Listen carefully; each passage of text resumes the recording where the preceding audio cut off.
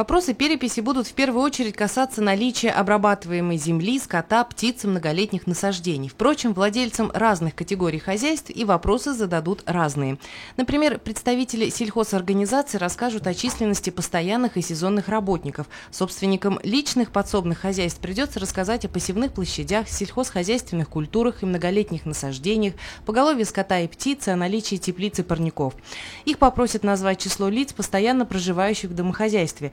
Будут в переписных листах и вопросы, посвященные инфраструктуре и техническим средствам в хозяйстве, наличию подключения к сетям электро-, вода-, газа и теплоснабжения, использованию собственных котельных, водозаборов, колодцев, скважин, а также телефонной связи и интернета. В отличие от сельскохозяйственной переписи 2006 года, в этот раз перепись будет проводиться выборочным обследованием.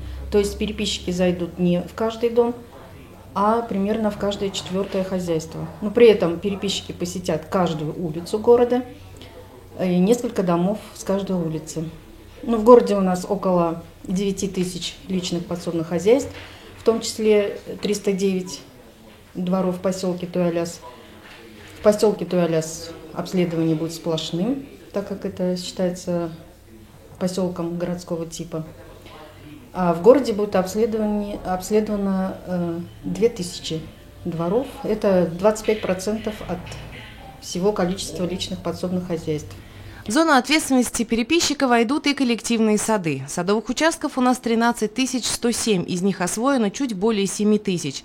На основе специальной методологии определено, что обследоваться будут 10% освоенных участков. Как садоводам и жителям частного сектора отличить переписчика от мошенника? Переписчик будет в жилете со светоотражающими элементами и эмблемой переписи, солнцезащитном козырьке с надписью «Сельхозперепись» и с портфелем синего цвета с надписью «Росстат». Но все-таки главная принадлежность такого синего человечка – официальное удостоверение с печатью Федеральной службы государственной статистики и подписью руководителя, а также специальной голограммой и несколькими степенями защиты. Но и это удостоверение действительно только при предъявлении паспорта. Результаты всероссийской сельскохозяйственной переписи помогут понять, в каком состоянии сегодня находится аграрный сектор, каков его ресурсный потенциал, позволит получить полные данные о сельхозпроизводителях и их продукции. Кстати, предварительные данные сельхозпереписи будут опубликованы в четвертом квартале 2017 года, а окончательные – в четвертом квартале 2018. Алина Полянская, Гульхамитова, Радмир Исенгулов, Любовь Карпова, телекомпания СТВ.